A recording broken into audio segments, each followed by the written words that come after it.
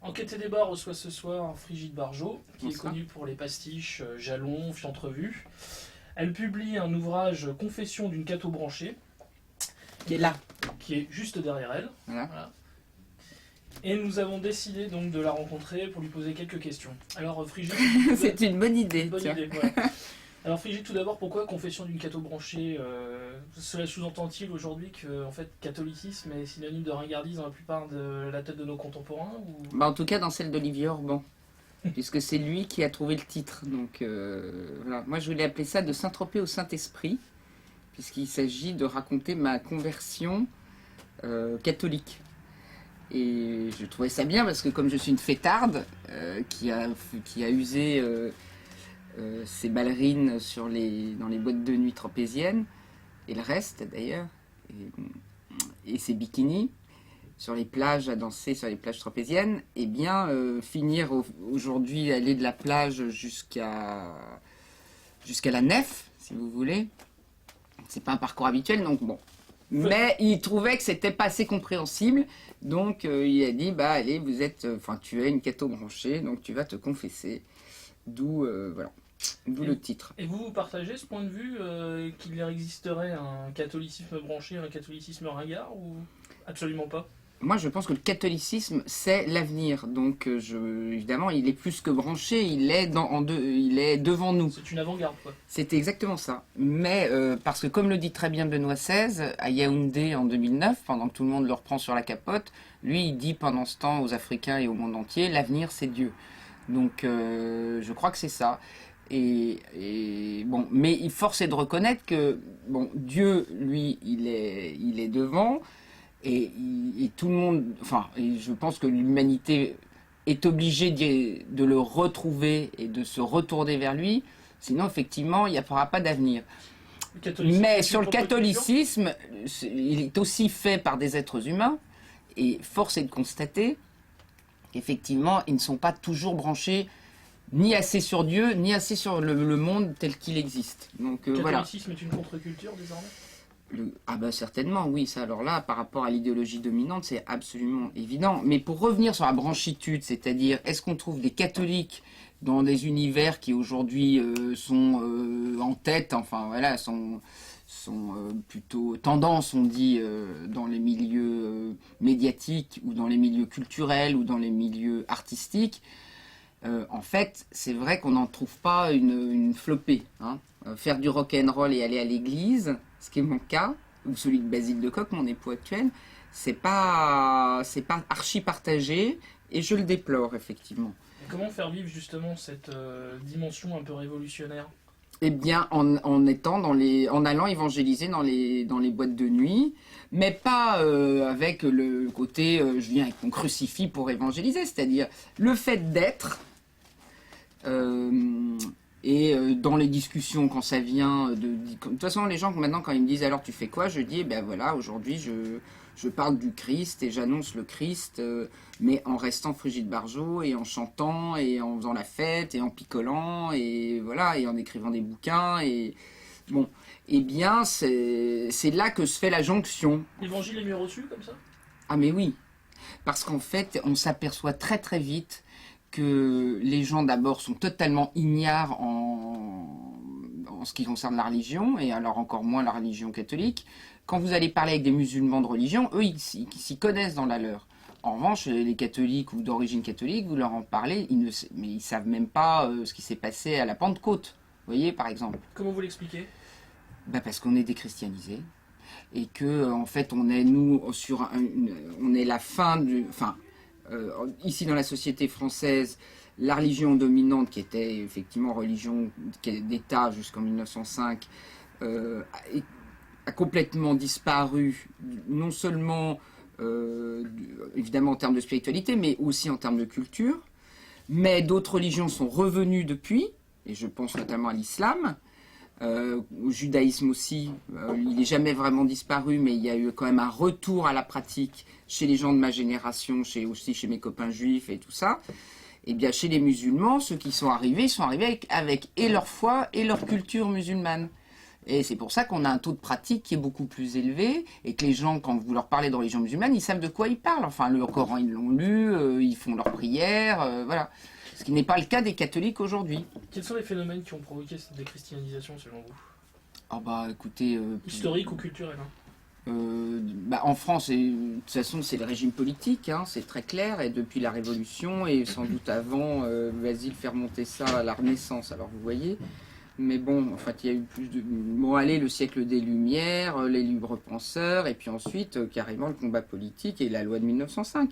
Mais surtout, par-dessus tout ça, mai 68, qui a été, en fait, même au sein même de l'Église, je pense, une véritable... Enfin, ça a véritablement sapé toutes les bases du catholicisme. Et c'est pour ça qu'on a ces tendances encore, heureusement, qui sont en voie de disparition au sein, alors là, je parle de la cathosphère, de tous les progressistes. Moi, j'étais aux États généraux du christianisme à Lille, là, et j'ai fait un débat sur en gros, le clergé, ça s'appelait trop de papes, point d'interrogation, avec nos copains des réseaux du Parvis. Bon, ce qui est sympathique, c'est qu'ils ont tous 80 ans. Ceux qui demandent, ou alors sont des vieilles filles, celles qui demandent l'ordination des femmes, le mariage des prêtres homosexuels avec des femmes homosexuelles, enfin vous voyez, bon tout ça. Et puis plus de pape, et puis plus d'hierarchie, et machin. Et plus de dogme surtout. En gros, ce que vous décrivez, c'est la ligne Goliath, quoi. Oui, voilà, c'est ça, mais bon, il y en a, c'est quand même une tendance intellectuelle qui perdure bien, et ils sont toujours là pour râler, et c'est toujours eux qu'on entend à la télé. C'est ça le problème aussi, c'est que c'est eux qu'on entend. Mais bon, bref, moi je dis, ça c'est des espèces ce christianisme politique déchristianisé, c'est-à-dire qu'il n'y a plus de Dieu, il n'y a plus de sacré. Ce qui est très bien, ce qui s'est passé, et c'est pour ça qu'on est quand même dans une période de grand espoir et de grande espérance, et qu'on voit renaître, hein, depuis Jean-Paul II, c'est véritablement qu'en fait il se lève à nouveau une demande de sacré. Enfin, quand je dis de sacré, sacré égale Dieu, du vrai Dieu. On veut du Dieu, pas faire atterrir un gars sympa qui s'occupe des pauvres.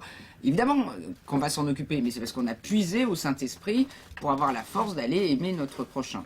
Est-ce que vous trouvez qu'on a tendance désormais à nouveau avoir affaire à certains prêtres qui ne sont plus simplement des éducateurs sociaux comme on pourrait les trouver dans une MJC de banlieue, mais oui, le prêtre ouvrier, j'en ai vu d'ailleurs à Lille, ils sont très sympas, mais des hommes d'église qui s'intéressent désormais au salut. Absolument, bah, c'est toutes les nouvelles générations, enfin les nouveaux. Alors évidemment, ils sont pas archi nombreux. Alors on me dit oui, mais tu te comprends, ils sont pas très nombreux. Écoutez, moi je fais confiance au Saint-Esprit. Certes, ils sont pas nombreux, mais la qualité remplace largement la quantité aujourd'hui.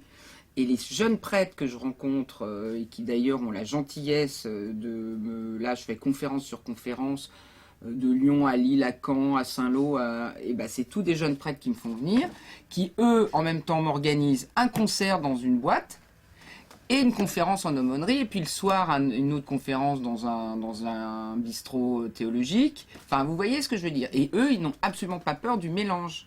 Au contraire. Ça se passe super bien, mais eux, s'ils sont pas en soutane, ils sont en col romain.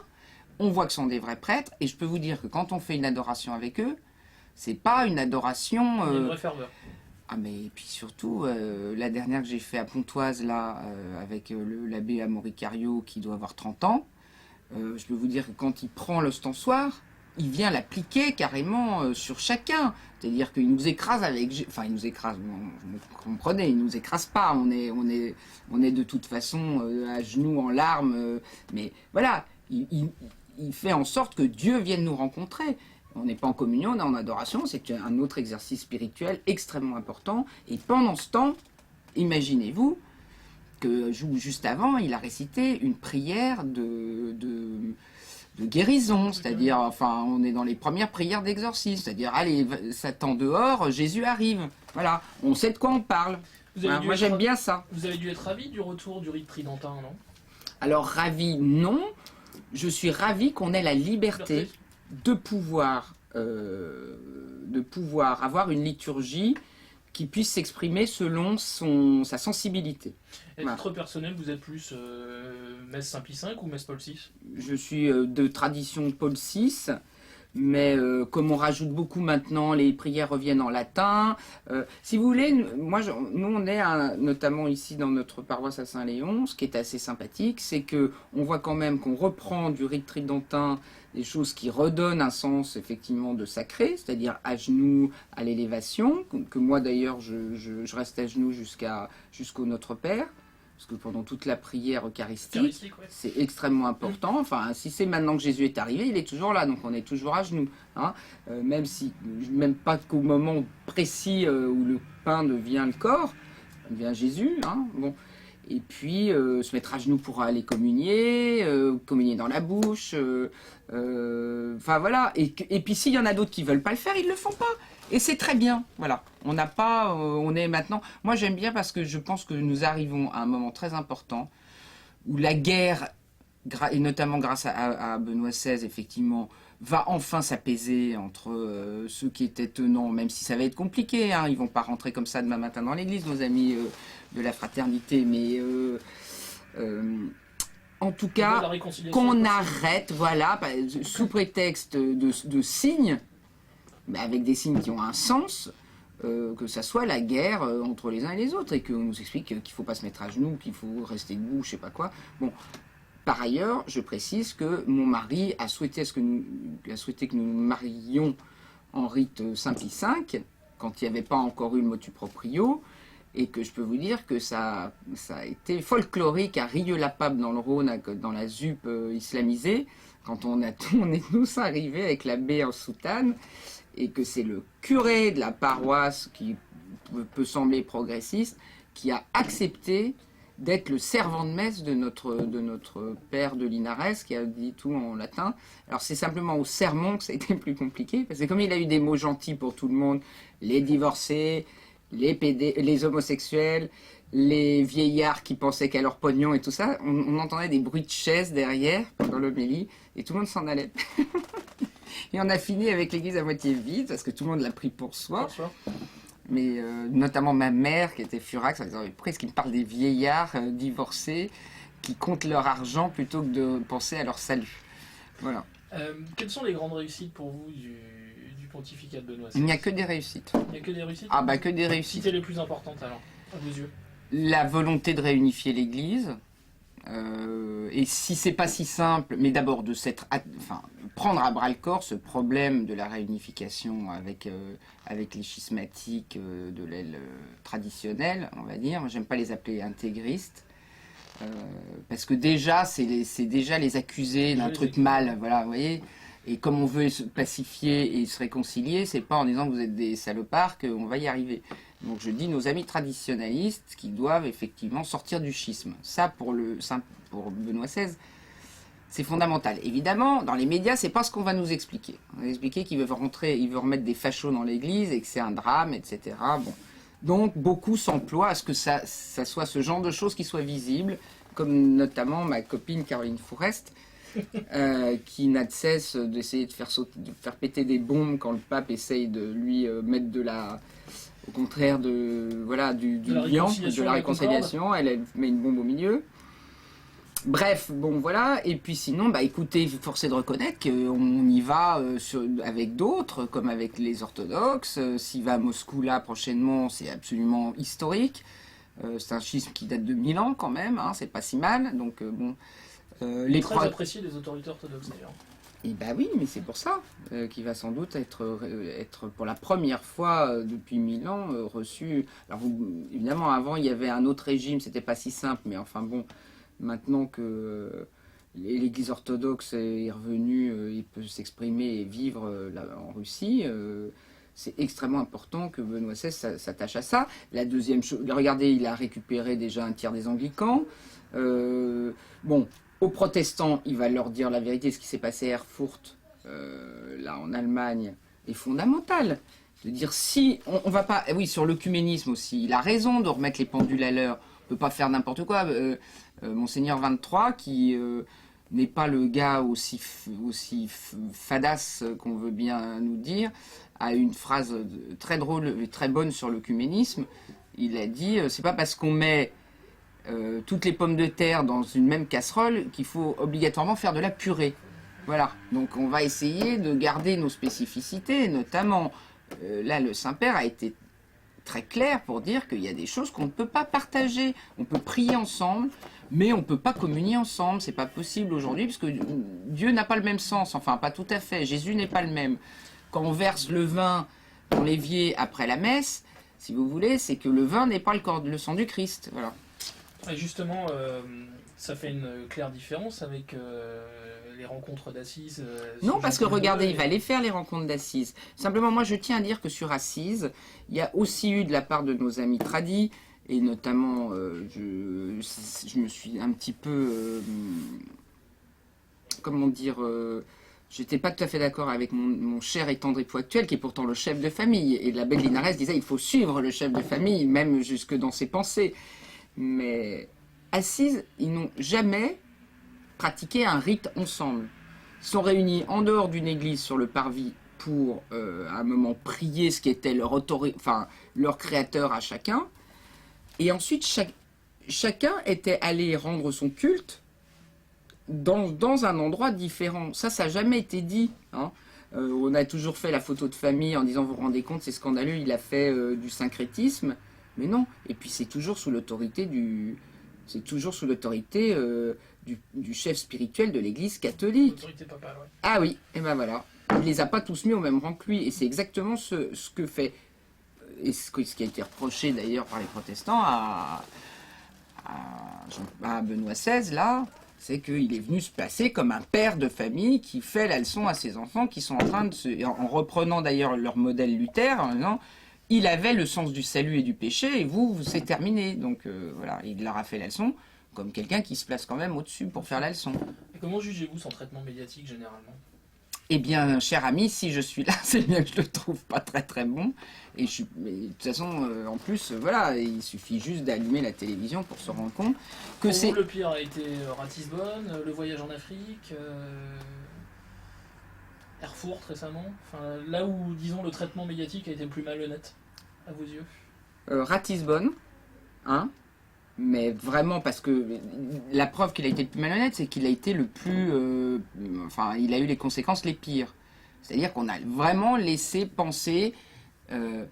on a pris pour argent comptant une citation qui, justement, au moment où il voulait montrer que par la religion, on arrivait à la paix, qu'il ne pouvait pas y avoir de paix sans Dieu, il prenait une controverse avec deux personnes qui n'arrivaient pas à se mettre d'accord là-dessus, pour le condamner, justement ça. Et en prenant cette phrase, on l'a pris pour argent comptant, on a voulu la laisser prendre pour argent comptant.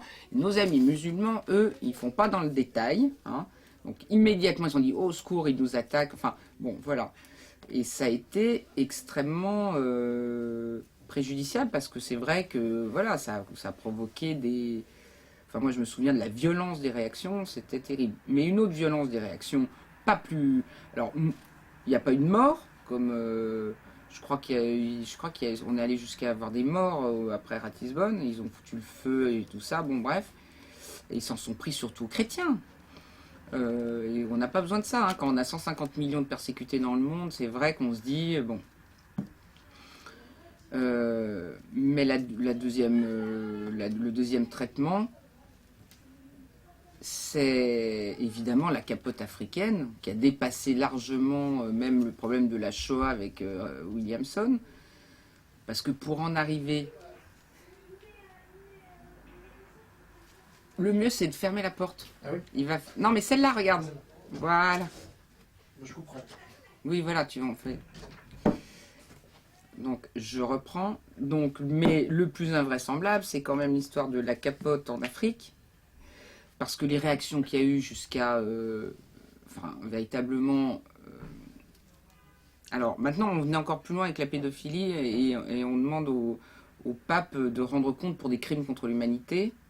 Je pense qu'on ne sait à peu près plus ce que les mots veulent dire. Mais pour la capote, quand même, la Belgique avait aussi voté une motion de défiance et demandait au gouvernement... d'aller condamner en haute cour le Saint-Père. Hein. Bon, c'était quand même pas mal.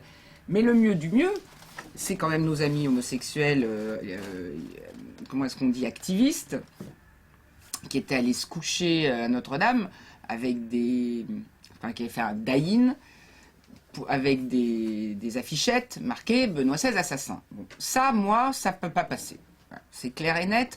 C'est-à-dire qu'à longueur de journaux télévisés, on voyait les images de Benoît XVI assassin, et en face sur le plateau, il n'y avait personne pour répondre à ça. Et c'est allé quand même jusqu'à ce que le numéro 2 de France Télévisions, Patrice Duhamel, par mesure de rétorsion, impose le logo du site d'action, le petit ruban rouge, sur la messe retransmise à la télévision.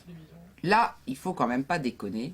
Et c'est à partir de ce moment-là, moi jusqu'à maintenant, de Williamson, c'est-à-dire de janvier, oh là, je vais tout casser, de janvier 2009 à là, on est à peu près en février-mars, on est le 22 mars, non, le 15 mars, j'avais monté un site Touche pas à mon pape pour essayer de faire parler, puis voir s'il y avait encore des catholiques en France. Il n'y en avait plus, on les entendait plus du tout, on n'entendait plus personne. Je ne sais pas, je ne sais pas où ils étaient passés. iPhone, En tout cas, à la télévision, dans les églises, partout, mais on n'entendait personne. On avait vaguement quelques prêtres qui disaient dans leur FIP, dans leur comment ça s'appelle, les trucs, leur feuille paroissiale, oui, quand même, ça va pas bien pour le pape et tout ça, mais personne bougeait. C'était incroyable. Bon, bref, donc j'avais fait Touche pas à mon pape, un blog, pas un blog, un groupe sur Facebook. Il s'est avéré qu'en 2 jours, il y avait 3000 personnes dessus. Donc je me suis dit, ah bah tiens, je suis pas toute seule. Non, mais moi j'en pleurais la nuit, hein. Tellement j'étais désespérée de voir qu'on attaquait cet homme qui venait juste... il sortait des Bernardins 3 mois avant, où tout le monde l'avait encensé en disant que c'était un intellectuel de haute volée, la sagesse incarnée, etc. Tout d'un coup, c'était un nazi, un tueur d'homosexuels, enfin tout ce que vous voulez, et d'Africains, enfin bon. Et le coup du site d'action sur l'Eucharistie, alors là... Ça a été trop. Ah oui, trop. Donc là, en une nuit, j'ai refait un communiqué, j'ai dit atteinte à ma liberté de conscience, ça n'est plus possible. Et je signe et je demande à ce que le communiqué soit publié pour dire que moi, Frigide Barjot, maintenant, je m'opposais violemment, enfin, je m'opposais au fait qu'en France, le principe de laïcité, c'est-à-dire de respect des cultes, ne soit pas... bafoué. Voilà, soit bafoué. Le lendemain, j'étais sur un plateau de télévision et ça a commencé comme ça. Parce que j'avais signé de Frigide Barjot. Vous mettiez Touche pas à mon pape ou Benoît, notre site Benoît, j'ai confiance en toi, on avait eu aussi plein de signatures. Ça n'allait pas jusqu'aux rédactions télévisées. Mais là, après, oui. D'accord. Autre sujet, quel est votre sentiment concernant les canonisations probables de Jean-Paul II et Pie XII ? Eh bien, je m'en réjouis. Je pense que les deux sont deux saints. Donc, bon, voilà. Alors, évidemment, l'annonce intelligente... Parce qu'en fait, ce qu'il faut que vous sachiez, ce dont peu de gens sont persuadés, c'est que je pense que Benoît XVI est un des plus grands communicants de notre ère. Et pas uniquement du fait de son statut, mais du fait du contenu de ce qu'il dit. Et il se fiche complètement de savoir... Alors c'est vrai on a parlé des 2 crises qui ont été très violentes, donc c'est vrai que quelquefois, il ne fait pas attention à comment les médias vont le reprendre, parce que c'est pas son sujet c'est le contenu. C'est le verbe qu'il a et c'est le logos, voilà, c'est vraiment ça qui compte. Et ça change agréablement dans notre société. Cela dit, comme il émet son message, en général, et que ce message est tellement fort, il provoque des réactions. Vive. Et vives. Mais c'est vraiment aux laïcs et aux communicants chrétiens de savoir le faire atterrir dans le monde déchristianisé et, il faut bien vous dire les choses, pour la plupart du temps hostile à la religion chrétienne, enfin à tout système transcendant. Voilà, c'est surtout ça qui n'est plus admis aujourd'hui. Exactement, plus de verticalité, nous sommes tous au même niveau et nous sommes tous nous-mêmes nos propres dieux. Et notre déesse s'appelle Caroline Fourest, en gros, puisqu'elle est la prêtresse du pro-choix. Mais oui, c'est vrai. Et qui nous fait qu'aujourd'hui, on enseigne le gender. Enfin, elle n'est pas la seule, mais nos enfants, voilà, nos enfants qui commencent leur propre, comment dire, à se construire affectivement et sexuellement, on leur dit, bah, vous pouvez faire n'importe quoi. Bon, bah voilà, hein, tu fais comme tu veux. Bah, déjà que c'est déjà pas facile quand on sait à peu près ce qu'on est. Donc, vous imaginez. Bon, enfin, bref, je bifurquais, enfin, je dérapais sur Caroline Forest, mais pour dire que, effectivement, aujourd'hui, le problème, c'est que si on ne trouve pas des gens qui ont le courage d'aller expliquer le message du pape, ou bien au moins simplement l'honnêteté de reprendre les propos tels qu'ils sont énoncés par le Saint-Père, et les retranscrire dans les médias correctement, évidemment, on n'y arrivera jamais et on aura toujours des propos déformés qui provoqueront... voilà. Mais comme ces propos sont très forts, de toute façon, la communication, elle est forte chez Benoît XVI. C'est pour ça que moi, j'ai fait tout un petit paragraphe, en plus qu'un paragraphe dans mon livre, en disant c'est un des meilleurs communicants. Donc l'idée d'annoncer, par exemple, en même temps Pie XII et Jean-Paul II, pour en revenir à ça, c'est une idée géniale, mais n'empêche que dans le contenu, c'est vrai pour les deux. Sur deux plans, dans deux moments historiques où ces deux hommes ont avancé véritablement l'humanité dans une période épouvantable pour Pie XII et dans une période de nihilisme. Enfin, il fallait sortir du nihilisme du vide avec Jean-Paul II. Et ben, lui, il a fait sortir Dieu en geste. Et maintenant, Benoît XVI le fait exister en verbe, en parole. Voilà. Vous parliez de la jeunesse il y a un instant. Qu'avez-vous pensé du déroulement des JMJ madrilènes? Eh bien, écoutez, je pense que là aussi, c'est encore un succès pour Benoît XVI, dont on disait que ce vieux pape n'intéressait pas les jeunes ni rien, il n'avait pas le charisme de son prédécesseur. De son prédécesseur. Ça fait les 3e JMJ depuis Cologne. Alors les premières, on pouvait dire on vient voir, c'est l'effet de surprise, à comment il va se comporter, voir ce que... Bon, c'est un peu pour ça que j'étais allé d'ailleurs. Où il a battu tous les records météorologiques et d'audience, puisqu'il n'a pas plu, alors que pendant 2 jours on avait dit qu'on serait trempé sur le Marienfield. Et ensuite qu'on aurait à peine 300 000 personnes et qu'on a été plus d'1 million... que ça affluait de partout, et les autorités allemandes auraient dû être totalement dépassées, tout s'est passé dans une paix et un calme incroyable, voilà. Sydney, magnifique. Et puis là, moi, je suis retourné je l'ai suivi à Madrid, et ce que j'ai vu encore relève effectivement d'un truc que personne n'est capable de dire honnêtement à la télévision. C'est ce 1,5 million de jeunes, ou 2 millions à Cuatro Vientos, qui, au moment où l'orage éclate, ne bronche pas, mais chante pour... Enfin bon, il y avait un signe quand même d'une manifestation quand même assez surnaturelle, hein, on va dire, bon. Et puis il pleut, et puis quand Dieu arrive vraiment avec le Saint-Sacrement, qui émerge d'un ostensoir absolument gigantesque, très espagnol, et très Sagrada Familia, et ben tout s'arrête. La pluie, le vent et le bruit. Et 2 millions de ces jeunes qui passent leur temps avec Madonna et Lady Gaga dans les oreilles et qui sont capables de faire un silence de 20 minutes dans un tel recueillement, je vous assure que c'était plus de la pluie qui coulait sur nos joues, c'était des larmes de bonheur, parce que Dieu était là, voilà. Et ben chapeau, c'est quand même ce monsieur qui est le vicaire, enfin en tout cas qui est l'intercesseur de Dieu aujourd'hui devant nous. Comment avez-vous vécu les contre-manifestations? Bah, comme elles se sont déroulées, c'est-à-dire comme un moment de pignolade, alors que partout en France, dans les médias, on nous expliquait que ça se castagnait à fond à Madrid et tout. Et moi, ce que j'ai vu, c'est essentiellement des jeunes excités d'Act Up, ou je sais pas comment ils s'appellent là-bas, qui se trimballaient avec un phallus géant de 2 mètres de haut, marqué Fuck the Pope. Alors, ça peut énerver les cathos quand même. Et ben, ils n'étaient pas si énervés que ça. Ou une nana qui s'est dessapée devant une bonne sœur en disant « Moi, je suis libre ». Et la bonne sœur qui lui répond « Mais pas plus que moi ». Là, ça n'a rien de très libre, ce geste, voilà. Et puis, ah oui, le dernier truc aussi que j'ai adoré, c'est qu'on a lu partout qu'on avait interdit un kissing d'homosexuels, alors qu'on leur a demandé de se déplacer un peu quand la Papa Mobile arrivait, si vous voulez. Il n'a pas vraiment été interdit, ils se sont roulés des pelles de toute façon, donc voilà, nos soucis, hein, voilà.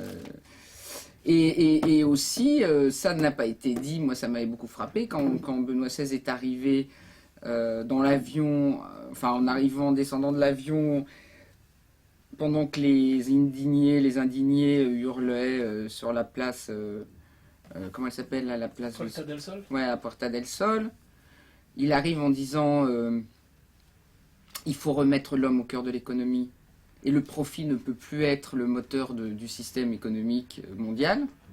Bah, écoutez, pourquoi les indignés ne sont pas calmés? C'est exactement ce qu'ils disent. Donc voilà, moi j'étais très étonné que ça ne soit pas les premiers à venir applaudir le pape quand même. Voilà. Non, parce qu'en plus il faut que le pape il mette une capote. Et alors à ce moment-là on peut remettre l'homme au milieu du système, avec une capote. Dans un tout autre domaine désormais, le divertissement musical. Que vous inspire le succès du trio Les Prêtres et l'annonce par Joseph Din Nguyen d'abandonner la prêtrise? Le succès des Prêtres, c'est vrai que tout le monde est très étonné, mais en fait, quand on a TF1 dans la Manche, c'est pas si étonnant. Si, ce qui est sympathique, c'est qu'en fait, ça permet à des chants sacrés, de rentrer dans des foyers qui ne vont plus à la messe. Et moi, quand j'en faisais une ou deux fois des petits débats chez Fogiel à Europe 1, je disais aux gens, vous savez, maintenant vous avez le CD. Venez écouter le concert, c'est tous les dimanches à l'église, donc vous allez en avoir, pas spécialement avec ces 3 prêtres-là, mais avec tous les prêtres de toutes les paroisses, vous aurez des beaux chants. Maintenant, faites attention quand même à rechanter autre chose que bien faire la fête, la table est prête, voilà. On a à nouveau des beaux cantiques, notamment avec tous les mouvements charismatiques qui savent faire... ils dévissent un peu les ampoules, les chachas, mais la musique est sympathique et priante. Bon. Et puis après, on rechante des vrais cantiques qui sont très beaux. Donc c'est très bien. Moi, je suis très contente. Nguyen, on peut pas non plus courir tout... On peut pas courir le succès... Enfin... Les lièvres à la fois. Oui.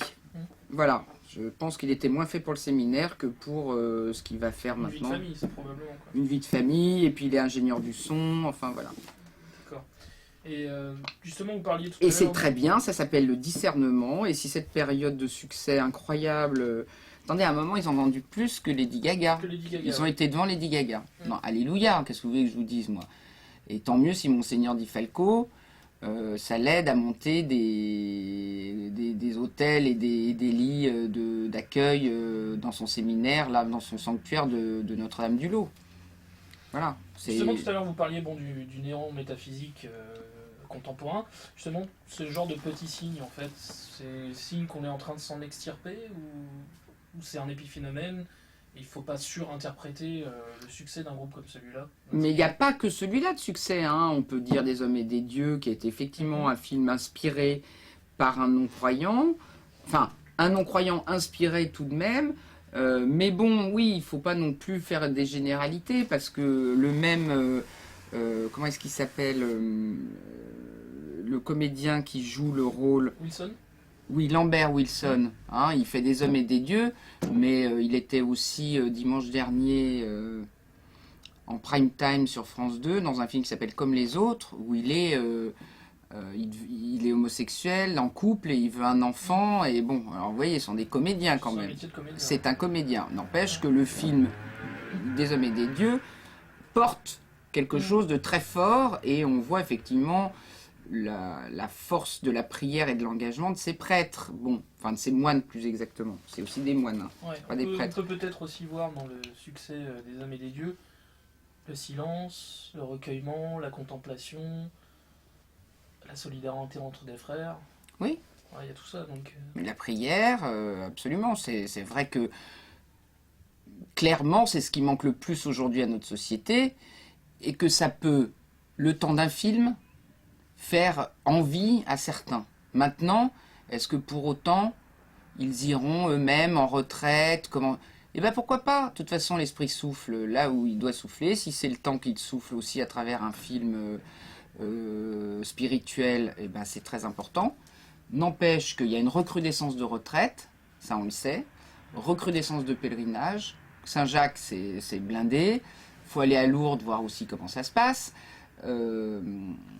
Bon, de toute façon, le bon Dieu sait ce qu'il est en train de faire, mais l'être humain a horreur quand même du néant spirituel. Nous sommes des êtres religieux, toute notre dignité vient de là. Moi, je veux bien qu'on me dise, j'ai fait un débat ce matin avec un monsieur franc-maçon et agnostique, on va dire, sur Radio Notre-Dame, eh bien, lui, ce qu'il veut absolument, c'est que on ne lui impose rien, mais certainement.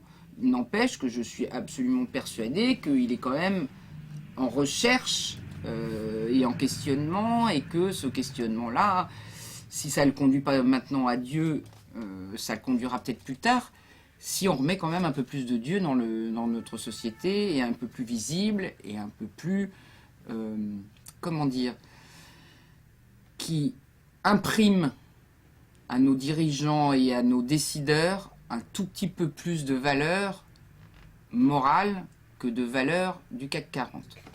Voilà. Quel regard vos amis de la nuit parisienne portent sur votre foi chrétienne? C'est de l'amusement, du mépris, de la curiosité, de l'étonnement? Eh bien écoutez, très paradoxalement, enfin à contrario de ce qu'on peut penser, ils sont assez bienveillants, pour ne pas dire prêts à beaucoup discuter, à me poser des questions, et notamment c'est pour ça que je dis que la boîte de nuit est un lieu génial, parce que comme ils ont tous un coup dans le nez, quand on commence à discuter, en fait je me rends compte qu'ils ont plein de questions à se poser. Et que comme ils n'y connaissent rien, ils sont ravis qu'on vienne, mais comme quand vous tombez par hasard sur un prêtre et vous lui posez plein de questions. Alors moi je suis bien loin d'être ça, mais en revanche j'ai quand même des réponses, et ils sont super contents. Et on a des discussions sur Dieu, la vie, la mort pendant des plombes, et c'est ça qui est vachement important. Et ensuite, comme ils me voient me rouler par terre et danser toute la nuit, bah, ils se disent oui, bah, elle est pas, voilà, ça ne l'empêche pas de vivre... Et de s'exprimer, voilà, et de donner. Et je pense que c'est assez... Comment dire? Je pense que de me voir comme ça, finalement, ça rend mon message plutôt incarné dans la joie, dans la fête. Écoutez, si Jésus, il n'apporte pas la joie et la paix, ça vaut pas tellement la peine, hein, parce qu'effectivement sinon on restera dans la souffrance et la tristesse. Donc bon, alors autant que ça se voit un peu de temps en temps. Et puis l'autre chose, c'est que ils se disent bah oui, bah, si elle est si heureuse comme ça, pourquoi pas moi. Quelles sont les questions? Et ils me disent tous Merci. Ah bah t'en as de la chance. Je lui dis mais attendez, vous avez exactement la même que la mienne. Quelles sont les questions les plus courantes qu'ils vous posent? Il y en a 2 ou 3 qui se dégagent. Comment ça t'est arrivé? Vraiment. Et la réponse? Ben, la réponse, c'est 45 ans de vie. Voilà. Il faut du temps, et le temps de Dieu n'est pas le temps des hommes. Mais c'est vrai qu'il y a des étapes clés que je ne soupçonnais pas comme des étapes clés dans ma vie, et que rétrospectivement, Jésus arrivait et commençait à faire son chemin, et c'est que maintenant que je me rends compte à la faveur. Mais moi, ça s'est passé par la télévision, clairement, quand je vous raconte mon histoire d'avoir signé un...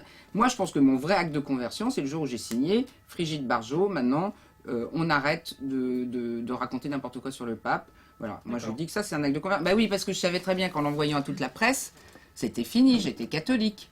Et aujourd'hui, en France... La première catégorie sociale discriminée ou culturelle, ce sont les catholiques. Voilà. C'est pas les gens de droite, c'est pas les machins, c'est pas les musulmans, c'est pas les noirs, c'est pas les arabes, c'est les catholiques. C'est clair et net. Maintenant, je peux vous le dire, c'est vrai. Voilà. Ça m'est arrivé, donc bon. Pour ceux qui se posent la question justement, pourquoi ce pseudonyme Brigitte Bardot? Ça vient d'où? De Basile de Kock, mon mari. Très cool, ouais. Mon mari actuel, toujours au bout de 17 ans, mais quand il me l'a donné, je n'étais pas sur ce chemin de conversion. Enfin, ou alors il était... sous-jacent. Oui, c'est ça. Enfin, il n'était pas... Je ne me rendais pas compte. Donc, je voulais rentrer dans Jalon. Donc, Jalon, c'est ce groupe d'intervention culturelle qu'il a créé dans les années 80, quand ils étaient en fac, à Sciences Po, etc., pour se moquer du Monde. D'ailleurs, ils ont fait la première parodie du Monde, le journal intégralement, qui s'est appelé Le Monstre, que nous avons par là, voilà. Et j'ai trouvé ça tellement génial, moi qui étais à Sciences Po, que j'ai souhaité faire partie de ce groupe, qui était quand même à 90% masculin en plus, ce qui m'allait bien. Et donc, voilà, il m'a dit, mais il faut que tu aies un pseudonyme qui corresponde non pas à quelqu'un dont tu te moques, mais à quelqu'un que tu admires, ou à quelque chose, ou à une idée, ou à... Et j'ai dit, ben moi je n'ai pas d'idée, je suis une fille, donc j'admire une femme. Et pourtant, les autres, en général, je n'ai pas une passion pour les femmes, mais plutôt pour les garçons. Et donc, je dis, c'est Brigitte Bardot. Il m'a dit, mais et puis je dis, je chante les chansons de Bardot à Saint-Tropez, etc., sur les plages, etc. Il me dit donc c'est très bien, Bardot, t'es folle, donc c'est Barjot. Et sur Brigitte, il faut qu'on trouve quelque chose. Et moi, alors évidemment, ce n'était pas moi qui allais trouver Frigide, c'est lui, 3-4 jours après. Ce qui a fait que moi, qui étais déjà très éprise déjà de cette grande intelligence, mais aussi du garçon, qui était le président de Coq, si vous voulez, ça m'a fait un petit choc quand il m'a dit, bah, tu seras Frigide. Donc j'ai dit, ah oui, c'est ça, Jalon, d'accord. Bon, eh ben, c'est très bien, merci beaucoup. Donc tu es un gros macho, eh bien tout est fini entre nous et je raccroche. Et j'entends au moment où je raccrochais, le Basile disait, mais comment est-ce que tout peut être fini puisque rien n'a commencé. Et voilà, et 2 jours, enfin là-dessus, je suis allé faire la fête, une bonne mûche, de temps en temps, dans une bonne cuite, on prend du recul, on comprend le gag, surtout on fait œuvre d'humilité. Et en me réveillant le lendemain, je dis Frigide Barjot, ce nom est génial, ça sera le mien. Voilà. Donc je l'ai rappelé en disant, je suis Frigide, je suis Barjot, je suis Frigide Barjot, on va se marier et on aura plein d'enfants. Et elle dit, elle est donc complètement dingue. Et voilà. Et puis en fait, 5 ans après, on se marie. D'accord. La question un peu décalée désormais. Si quelqu'un clame Jésus-Christ en plein milieu de la rue, que répondez-vous spontanément? Moi aussi. Ah mais si, j'entends Jésus-Christ, mais moi aussi. Mais tout dépend de comment c'est dit. Si c'est pour le dénoncer, genre nom de Dieu, vous voyez, ou si c'est plutôt Alléluia. Alléluia. Mais en tout cas, moi, ce que je peux vous dire, c'est que maintenant, les démonstrations un petit peu, comment dire, expansives, avant, je trouvais ça ridicule. Maintenant, je suis à fond. Enfin, voilà, je ne me moquerai plus jamais des gens qui annoncent explicitement et de façon à monter sur des bidons les évangélistes. Bah oui, mais attendez, il faut au moins ça. Il faut au moins ça. Et j'en suis moi-même...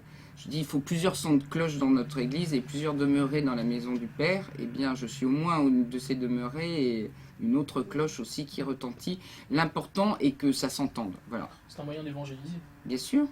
Mais bon, il y a les évangélisateurs de rue, et puis moi, à ma façon, comme je vous dis, ou avec mon groupe de rock en chantant mes chansons décalées, etc. etc. Et je vais revenir sur Frigide Barjot. Il s'avère, et c'est à moins que vous ayez encore une dernière question. Il y en a d'autres, oui. Bon, il y en a d'autres. Mais en tout cas, je peux arriver à Frigide Barjot. Ce que je ne savais pas, c'est qu'il y a 20 ans, quand Basile me trouverait ce pseudo juste par rapport à Bardot, il prendrait un vrai sens aujourd'hui. Depuis le fait que je me tourne vers les autres pour leur dire, écoutez, vous cherchez tous une solution, il y en a une qui existe depuis 2000 ans, il suffit de vous reconvertir et voilà, et de faire la vraie révolution, celle du cœur. Eh bien, n'empêche que on passe quand même pour une dingue. Moi, je sais que toute ma famille dit que je suis illuminé depuis ce moment-là. J'ai plus de boulot, comment dire, sérieux entre guillemets, j'étais viré de la télé. Enfin, si on fait des bouquins et des machins, mais maintenant, je suis sûr qu'on ne me reprendra pas comme chroniqueuse à la télévision. Ça, je le sais. Donc, je suis Barjot, d'annoncer Jésus dans cette société, dans les médias, et là où il est le plus absent, enfin, le moins porté, au devant. Et Frigide, eh ben, écoutez, ça, c'est toutes mes copines féministes qui sont furax, et donc j'en suis ravie, parce que quand effectivement on dit que le sexe n'est pas le moteur de cette... Enfin, voilà, qu'on n'est pas sous la coupe de cette idole qu'est le sexe, il y en a plus d'un qui vous traite de frigide, et les autres qui vous insultent parce que, mon Dieu, j'ai dit l'injure suprême pour une femme, frigide. D'accord. Et tout à l'heure, vous parliez... d'un sujet un peu plus grave, tout à l'heure, vous parliez des persécutions chrétiennes. Vous avez vu ce qui arrive en ce moment au Copte en Égypte. Vous avez un commentaire? Eh bien, écoutez, moi, on m'avait dit que c'était Moubarak qui les persécutait. Je me rends compte d'une chose, c'est que Moubarak est tombé, ils sont toujours persécutés. Et que ce soit la police, justement, du nouvel État, soi-disant démocrate, ou enfin, s'en approchant, qui leur soit tombé dessus parce qu'ils manifestaient... pour l'incendie de leur église. Voilà. Clairement, aujourd'hui, les persécutions chrétiennes sont plus qu'une réalité. Il a fallu l'attentat à Bagdad pour qu'on s'en rende compte l'année dernière. Mais moi, je sais que j'étais obligé de faire une pétition avec d'autres pour obtenir du ministre des Affaires étrangères, qui était Lyon-Marie à l'époque, qu'il soit clairement mentionné dans les communiqués, dans les dénonciations de l'attentat, que c'était un attentat anti-chrétien. Personne ne l'avait dit, en tout cas pas celui qui est le précédent, qui était Kouchner. Et que l'Europe se secoue un peu pour effectivement stigmatiser le fait que ces persécutions soient d'ordre religieux, que ce soit des atteintes à la liberté religieuse. Je me souviens avoir été à la manifestation justement pour les chrétiens d'Orient le 14 novembre 2010. Vous y étiez? Bon. Eh bien, il n'y avait aucun journaliste. Tout ça parce qu'on attendait un remaniement fantôme. Il y avait même très peu de prêtres. Oui. Bah, Quasiment pas. Non, ouais. Si, il y avait des prêtres maronites, il y avait quelques prêtres orientaux, et il n'y avait absolument personne. Je ne comprends pas, les paroisses n'étaient pas venues. Bon, bref, tant et si bien qu'on se demandait comment ça allait bouger, et pourtant c'était magnifique, parce qu'il y avait quand même la LICRA qui était là. Présente, ouais. Et c'était incroyable de voir, et étonnamment, on a eu quand même des soubresauts médiatiques venus de gens qu'on n'attendait pas. Et une fois de plus, c'est pas les catholiques qu'on écoute. D'abord, il faudrait qu'ils se secouent. Mais c'est BHL, Bernard-Henri Lévy, qui avait fait une chronique dans Le Point 3 jours après, en disant la première minorité, enfin le premier communauté persécutée dans le monde, ce sont les chrétiens. Donc Julliard, là, ça nous a aidés quand même. Julliard avait dit la même chose d'ailleurs. Oui, mais Julliard est chrétien, ce qui n'est pas le cas de Bernard-Henri Lévy. Oui. Voilà. Et selon vous, où la situation est-elle la plus périlleuse pour les chrétiens? C'est une zone géographique particulière? Eh bien, écoutez, de toute façon, oui, dans tout le Moyen-Orient, hein, parce que là, ils meurent physiquement, et j'en profite pour avoir une pensée, une prière pour Asia Bibi, qui est toujours cette Pakistanaise, qui est toujours au fond de sa cellule, et qui a peu d'autres issues que la mort, parce que si elle sort, elle sera assassinée, à moins qu'on l'emmène très vite avec sa famille dans un autre pays, mais bon. Il n'y a pas beaucoup d'issues et elle attend toujours une décision par rapport à la peine de mort.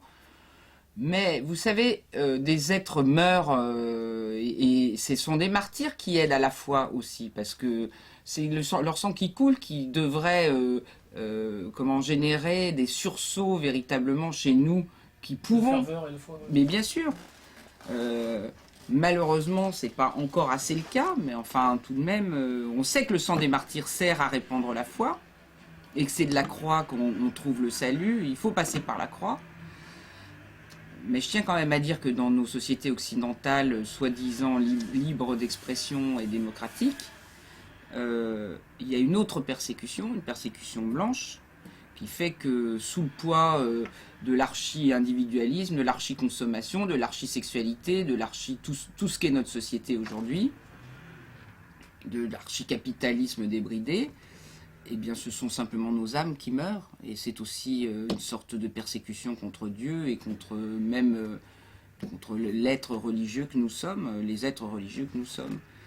Et quand on ne laisse pas s'exprimer aujourd'hui les chrétiens par rapport à leurs convictions profondes, qui pour eux est le moyen de sauver l'humanité, notamment sur le respect de la vie, le respect de l'amour, le respect de la fidélité, le respect du couple, le respect de la famille, etc., etc., eh bien, c'est aussi une persécution très très grave, en tout cas extrêmement hypocrite et malhonnête de la part des démocraties qui disent être tant attachés aux grandes libertés publiques et notamment à la liberté d'expression.